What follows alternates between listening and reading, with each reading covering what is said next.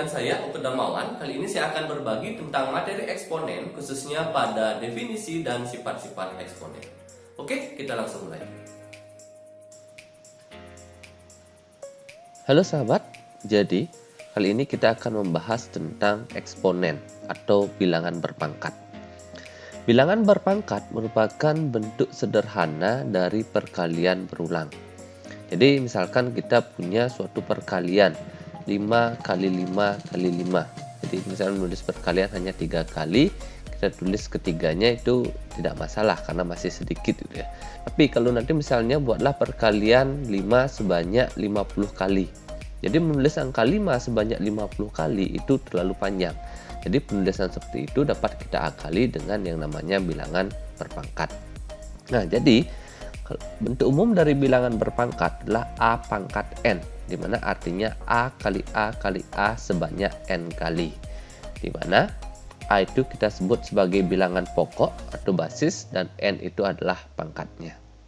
Jadi, kalau kita punya 3 pangkat 4, jadi ini artinya adalah 3 kali 3 kali 3 kali 3. Oke, jadi 3-nya itu kita kalikan sebanyak 4 kali.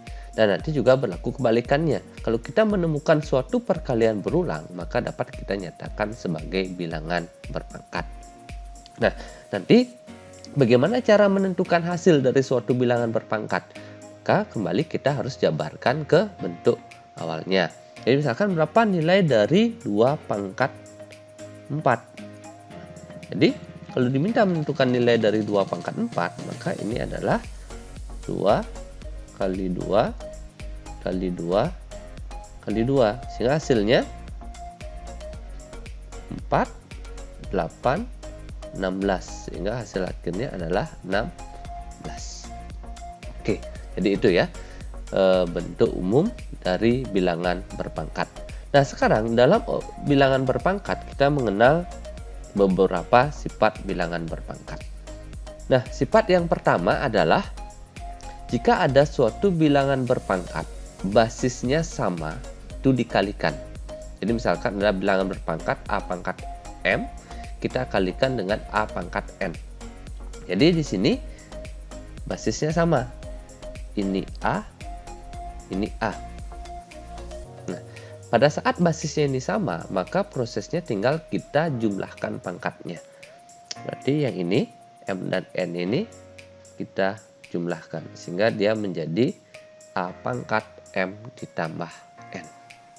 Nah, contohnya, misalkan kalau kita punya 2 pangkat 7, ini kita kalikan dengan 2 pangkat 5.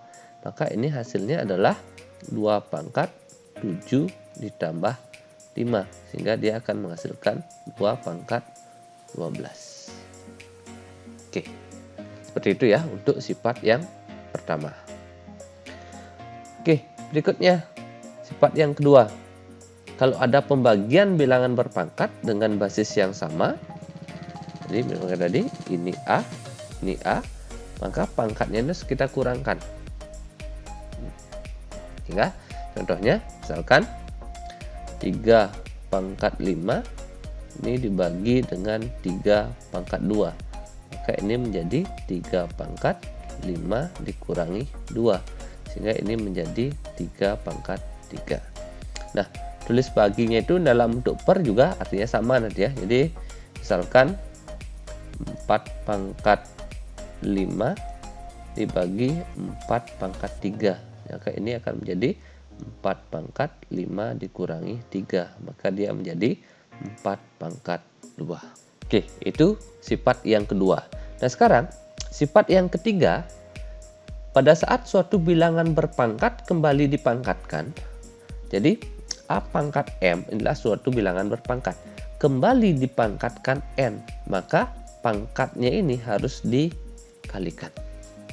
Nah, jadi contohnya misalkan 3 pangkat 4 ini dipangkatkan 5, maka ini akan menjadi 3 pangkat 4 kali 5. Sehingga ini menjadi 3 pangkat 20. Oke, itu sifat ketiga. Berikutnya, sifat keempat. Kalau ada suatu bilangan di mana merupakan suatu perkalian dipangkatkan. Jadi misalkan ini A dan B adalah perkalian bilangan dipangkatkan.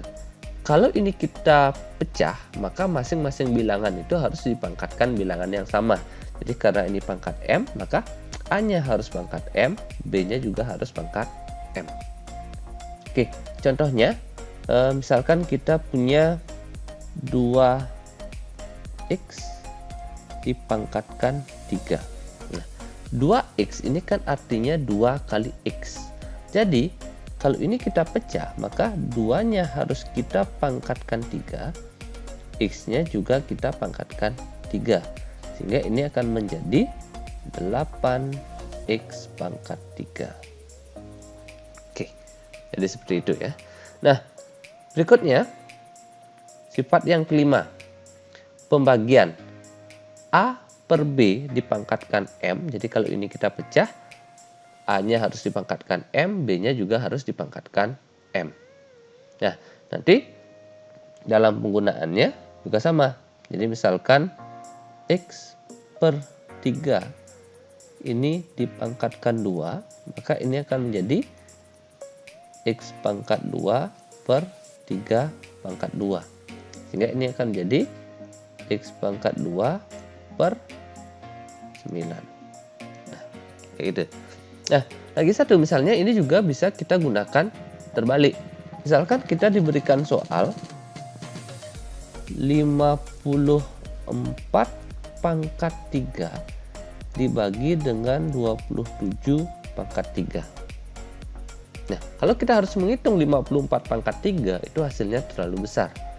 Tapi kalau kita lihat dari bentuknya ini pangkat 3, ini juga pangkat 3. Berarti kan ini boleh kita gabungkan, dia akan menjadi 54 per 27 pangkat 3. Nah, 54 dibagi 27, ini kan hasilnya 2 pangkat 3. Sehingga hasilnya akan menjadi 8. Maka perhitungannya akan menjadi lebih sederhana. Oke, itu sifat kelima. Berikutnya, sifat keenam. Jadi sifat keenam adalah bilangan berpangkat 0. Jadi ini teorinya adalah setiap bilangan selain 0 jika dipangkatkan 0 itu hasilnya adalah 1. Lihat ya. Bilangan selain 0 jika dipangkatkan 0 hasilnya adalah 1. Oke. Jadi contohnya misalkan kita punya 20 pangkat 0. Ini hasilnya berapa? 1.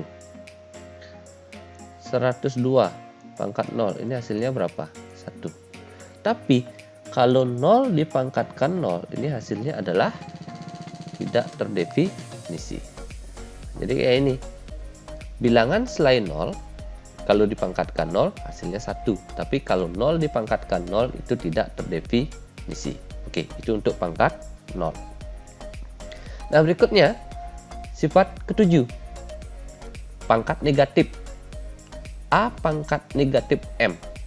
Nah, tadi dalam suatu bilangan berpangkat, pangkat itu kan artinya tadi A pangkat N adalah kalikan A sebanyak N kali. Nah, sekarang kalau dia pangkat negatif, tidak mungkin kita melakukan hal itu sebanyak negatif kali.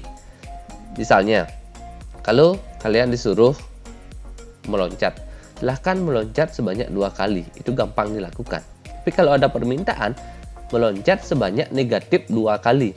Itu kan tidak mungkin, karena kita tidak mungkin melakukan kegiatan sebanyak negatif kali. Nah, sekarang mengalihkan bilangan sebanyak negatif kali, itu kan juga tidak mungkin. Sehingga bentuk suatu bilangan pangkat negatif, maka bentuknya ini harus kita ubah.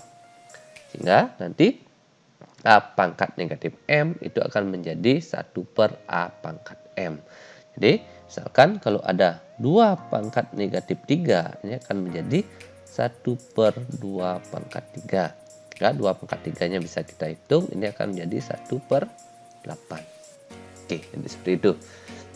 Nah, nanti dalam pangkat negatif ini harus sedikit hati-hati. Nanti yang menjadi atau kita bawa ke bawah per adalah bilangan yang kena pangkat negatif. Oke, jadi misalnya kayak gini. Jika ada 3x pangkat negatif 2.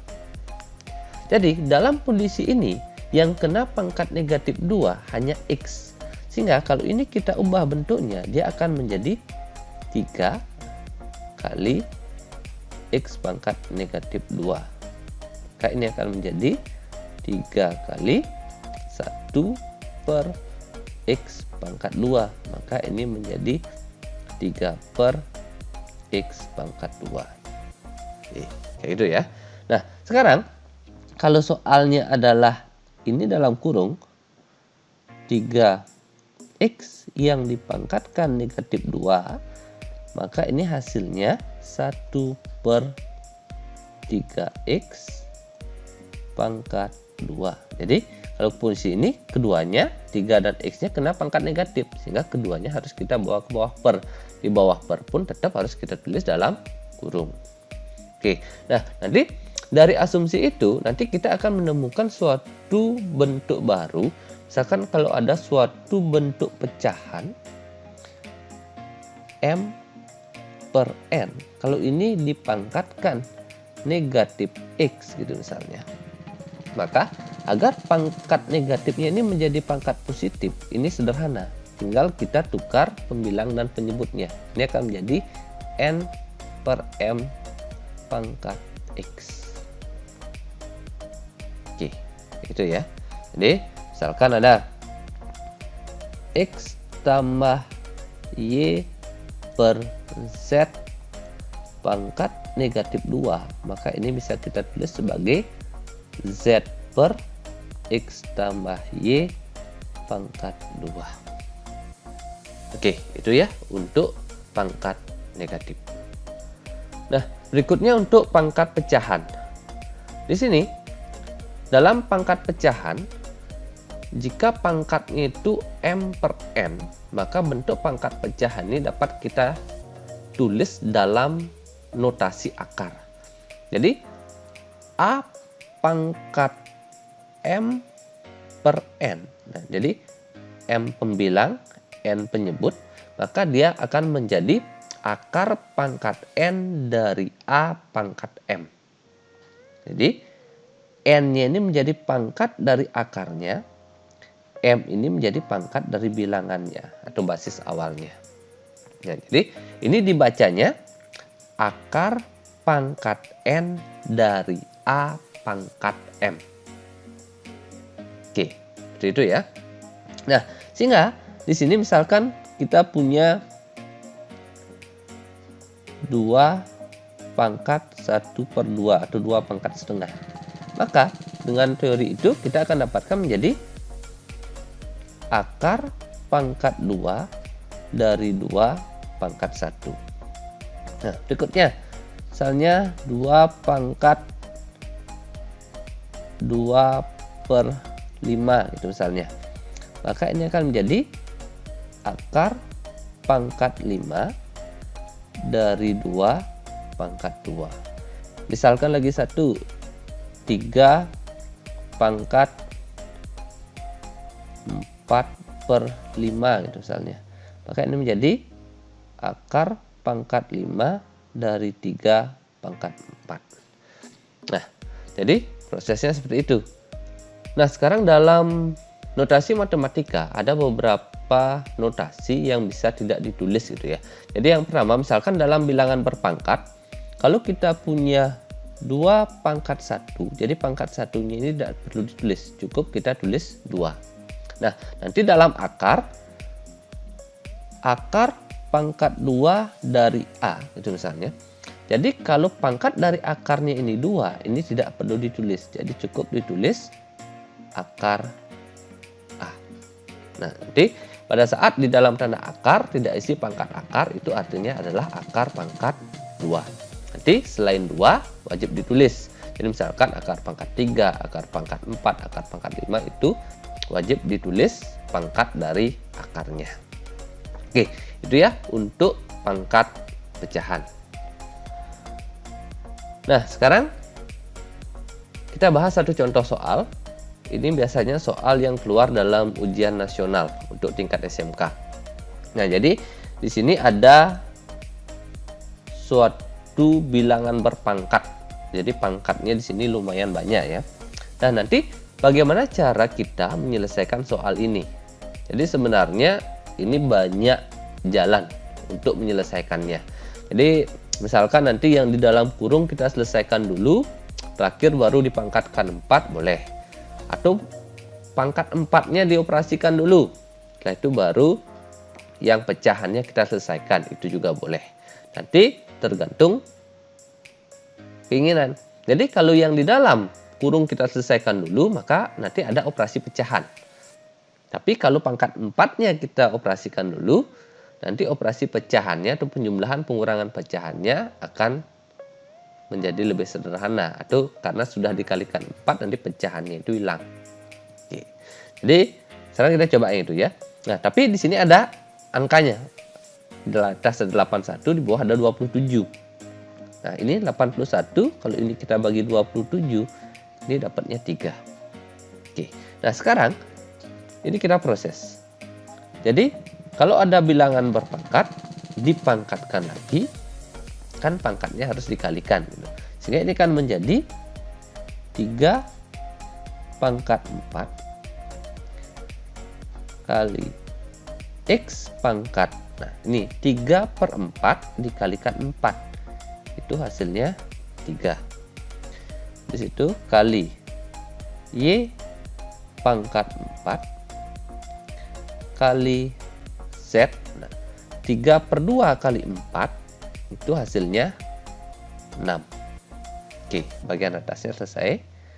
Sekarang yang bagian bawah. Tadi 27 udah habis, tinggal sisa 1 aja itu. 1 pangkat 4 dia tetap 1. Berarti tidak usah kita tulis lagi. Sekarang X pangkat setengah, setengah dikalikan 4 itu 2.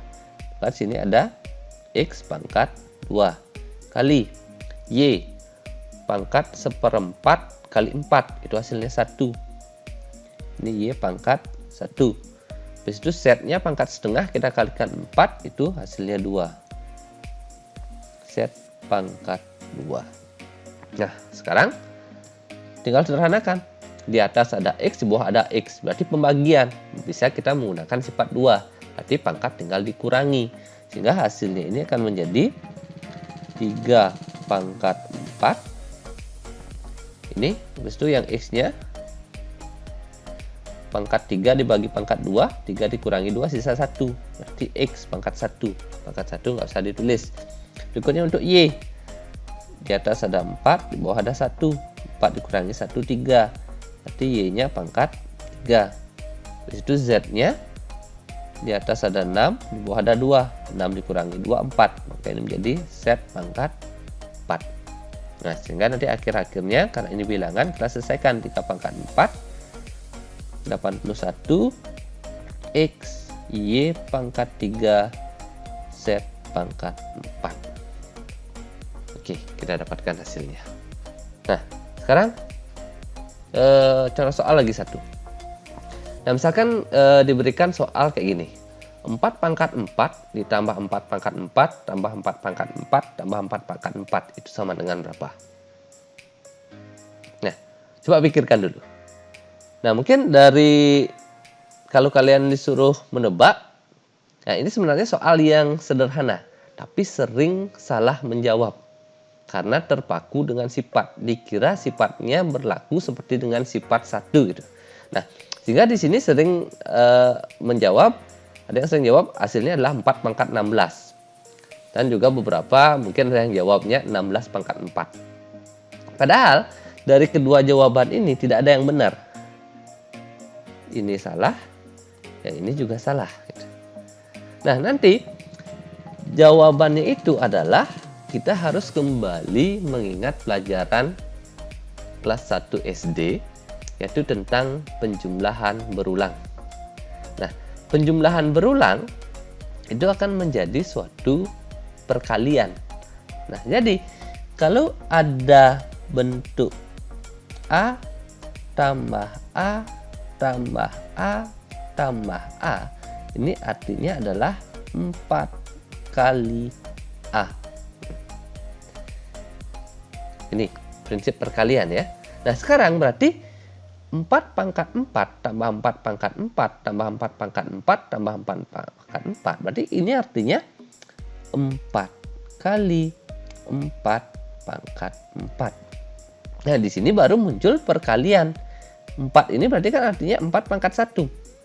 Jadi 4 pangkat 1 kali 4 pangkat 4, perkalian bilangan berpangkat dengan basis yang sama. Pangkat tinggal dijumlahkan. Dia kan tinggal jumlahkan 1 dengan 4. Sehingga hasil akhirnya adalah 4 pangkat 5. Oke, itu ya. Nah, demikian pembahasan tentang bilangan berpangkat. Semoga bermanfaat.